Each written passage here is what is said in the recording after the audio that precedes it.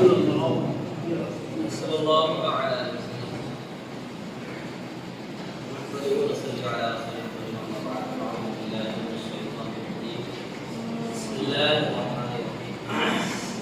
ہم لوگوں نے جو ہے نیا باب سے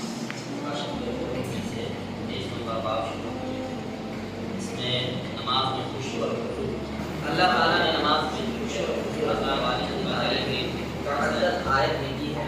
فرمان الہی ہے فی صلاتہم خاشعون علی صلاتہم یحافظون علی صلاتہم دائمون۔ یہ 3 آیتیں کریمہ ہے۔ کسی نے خوب کہا ہے نمازی تو بہت ہے مگر خشوع سے نماز ادا کرنے والے کم ہیں، حاجی بہت ہے لیکن نیک سیرت کم ہے، پرندے بہت ہیں مگر بلبلیں کم ہیں، اور عابد بہت ہے مگر عامل کم ہے۔ یعنی کہ نمازی تو بہت ہے مگر خشوع کے ساتھ نماز پڑھنے والے کم ہے، یعنی خلوص کے ساتھ اللہ کی رضا کے لیے نماز پڑھنے والے کم۔ حاجی بھی بہت ہے لیکن بہت سارے حاجی ایسے حج کرنے کے لیے جاتے ہیں تو اس سے پہلے ہی ڈھنڈورا جو بولا جاتا ہے پیٹنے کا، لہٰذا اگر کسی کو معلوم بھی نہیں ہوگا تو وہ دکھاوا کرنے کے لیے کسی مولانا صاحب کے پاس جائیں گے، پیچھے حضرت کو بتا دیجیے کہ حج کرنے کے لیے جا رہے ہیں تو ہمیں کیا کیا کرنا ہوگا۔ تو یہ اگر دکھاوے کے اعتبار سے اگر پوچھتے ہیں تو ان کی حج جو ہے بھولنے کی جاتی ہے۔ اسی کے بارے میں فرماتا حاجی تو بہت ہے لیکن نیک سیرت کم ہے، یعنی جو ہے نیک ارادہ تھا کہ میں حج کروں اپنے گناہوں سے جو ہے بچوں جو فرض ہے میرا وہ ادا کروں۔ دکھاوا بہت سارے لوگ کرتے ہیں، اس کی حج قبول نہیں ہوتی۔ پرندے بہت ہیں مگر بلبلیں کم ہیں، پرندے بے انتہا پر پرندے لیکن بلبل جو ہوتا ہے اس کا معاملہ الگ ہے۔ اور عالم بہت ہے مگر عامل کم ہے، یعنی باعمل عامل کم ہے۔ عالم تو بہت ہیں لیکن عمل کے ساتھ جو عالم بنتا ہے یعنی عالم بھی ہے اور عمل بھی اس کے ساتھ ہے کہ نیک سیرت ہے، نیک اخلاق ہے، دین کی باتیں بتایا کرتا ہے، شریعت کے اعتبار سے جو کسی کا دل نہیں ٹھکراتا، سب کے ساتھ اس نے سلوک کے ساتھ پیش آتا ہے، یہ کم لوگ ہیں۔ اور جو ہے بے عمل بہت، عامل کم۔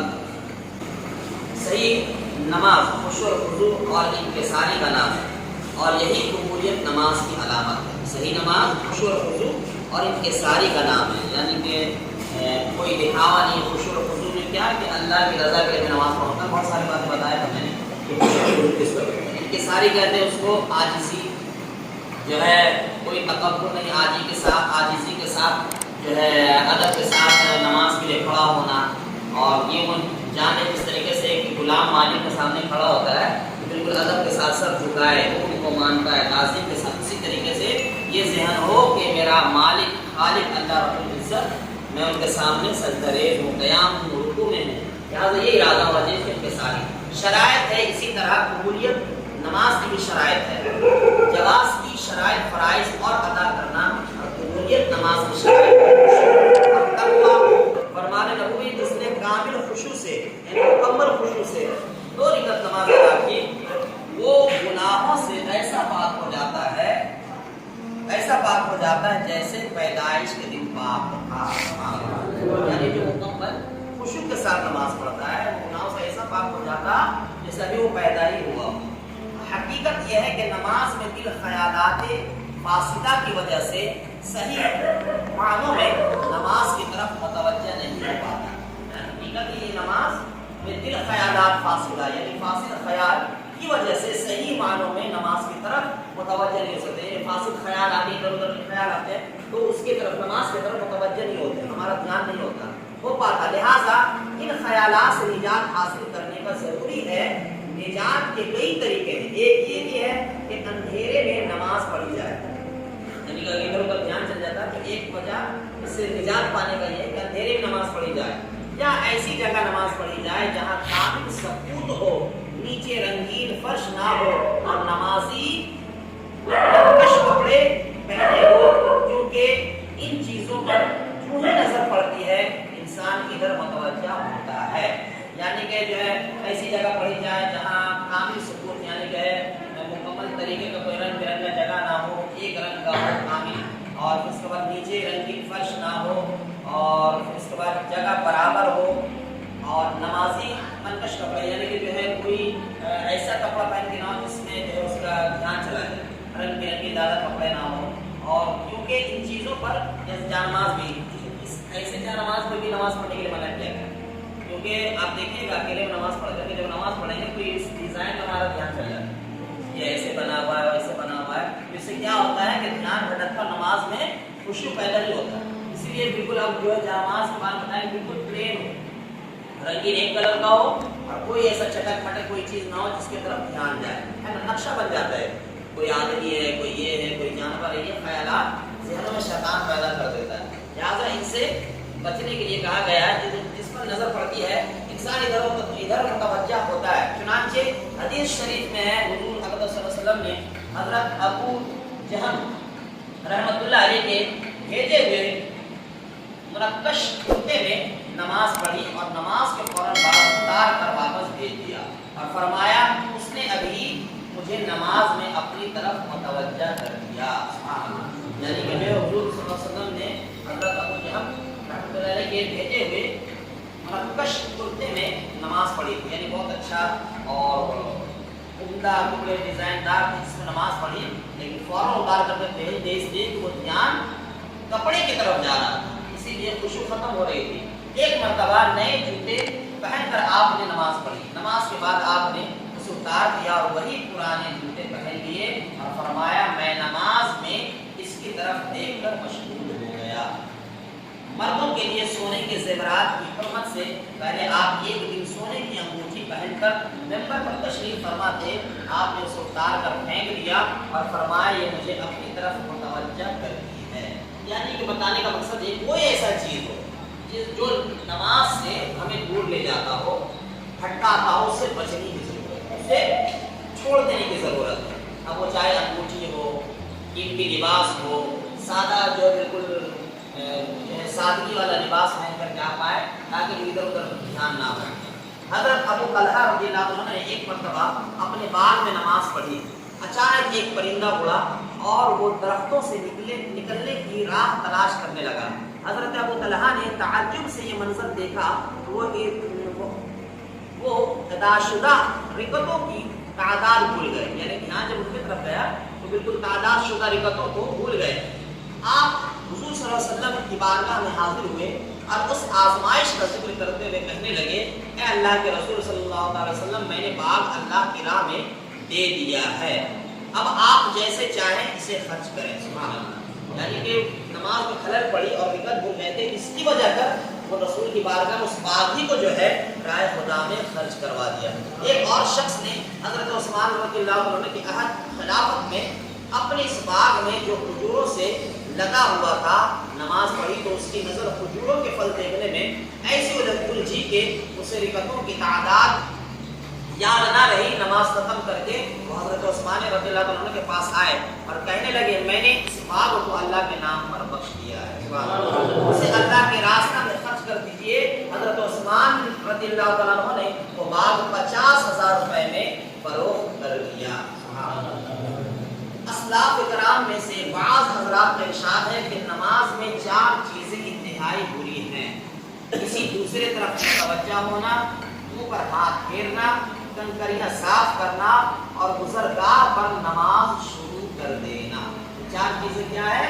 فرمایا گیا کہ بعض حضرات کا ارشاد ہے کہ نماز 4 چیزیں انتہائی بری چیز ہے۔ ان 4 چیزوں سے بتائیں کہ ادھر ادھر دھیان نہیں کرنا، دوسرا منہ پر جو چہرے پر ہاتھ وغیرہ پھیرتے ہیں یہ نماز میں بالکل بری بات ہے۔ کنکریاں سے کھیلنا، رکوع میں گئے تو اگر کنکر وغیرہ سجدے میں گئے یا بیٹھے گئے تھے جلسے میں تو اس کے بعد ہاتھ سے کھیلا، یہ بری عادت ہے۔ پھر اس کے بعد جو نماز کے سامنے سے راہ گزر جو ہے گزرگاہ پر نماز شروع کر دینا، یعنی کہ گزر رہا تو نماز شروع کر دی، اگر گزر تو تھوڑا دیر رک جائے، ہے نا، اور جیسے گزرنے والے نے دیکھ لیا رک گئے ٹھیک ہے، نہیں اگر کیا تو یہ بری عادت ہے۔ فرمایا گیا یہ ارشاد ہے یہ 4 چیزیں انتہائی بری ہیں، بری عادت ہے۔ فرمان نبوی ہے کہ اللہ تعالیٰ اپنے بندے کی طرف متوجہ رہتا ہے جب تک کہ وہ اپنی توجہ نماز سے نہیں ہٹاتا۔ سبحان اللہ، جب آپ توجہ کے ساتھ نماز پڑھتے ہو تو اللہ نبی فرماتے ہیں کہ اللہ رب العزت اپنے بندے کی طرف متوجہ رہتا ہے، یعنی اس کو دیکھتا ہے، اس کی باتوں کو سنتا ہے۔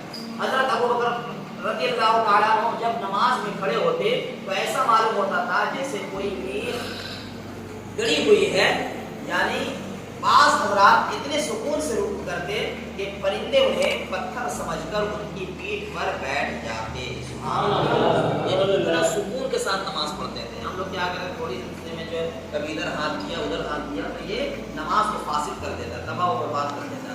ذوق سلیم میں اس بات کا تقاضا کرتا ہے کہ جب دنیاوی شان و شوکت والے انسانوں کے حضور لوگ انتہائی تعظیم سے حاضر ہوتے ہیں, اس بادشاہوں کے بادشاہ کے حضور کو برترین اولا تعظیم و تکریم سے حاضر ہونا چاہیے. یعنی وہی بات جو میں نے آپ کو پہلے بتایا کہ جس طریقے سے ایک بادشاہ کے پاس ہم حاضر ہوتے ہیں تو جو ہمارے آقا یا غلام جو تھے اس بادشاہ کے, تو بادشاہ کے سامنے جب غلام حاضر ہو تو بالکل ادب تعظیم کے ساتھ اور کھڑا رہتا ہے تہذیب و تقریب کے ساتھ. اسی طریقے سے اللہ کی بارگاہ میں جب عبادت کی شوق سے آئے تو ادب کے ساتھ جو ہے پورے ارکان کو ادا کرے کہ میرا بادشاہ میرا رب العزت مجھے دیکھ رہا ہے. قرآن میں مرفوع ہے, اے انسان میری بارگاہ میں ہوتے ہوئے حاضر دینے سے نہ گھبرا.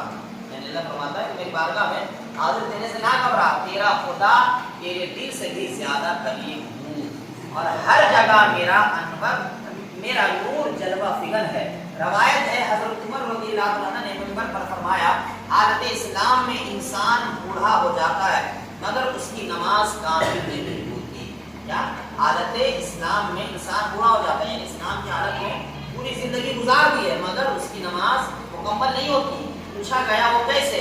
فرمایا دل میں خشوع نہ آیا, انکساری پیدا نہ ہوئی اور نماز میں اللہ تعالی کی طرف ہمتن متوجہ نہ بنا تو پھر نماز کیسے کامل ہو سکتی. یعنی خشوع اور خضوع نہیں اور جو ہے انکساری پیدا نہیں ہوئی, ادب پیدا نہیں ہوا, اللہ کی جانب متوجہ نہیں ہوئی, نماز کی طرف متوجہ نہیں, تو یہ نماز اللہ کی بارگاہ میں قبول نہیں کی جاتی, مکمل نہیں ہوتی. نیک راستے پر چلنے کی توفیق عطا فرمائے. کھڑے ہو جائیں. یا نبی سلام علیک یا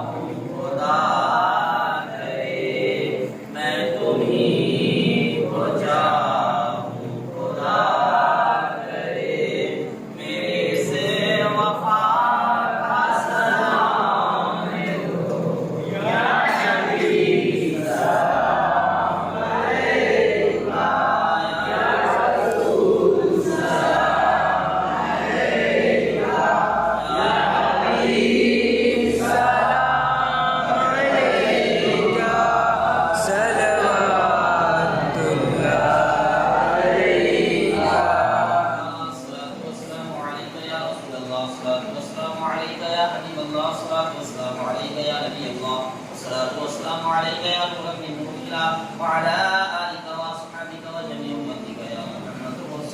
اللہ.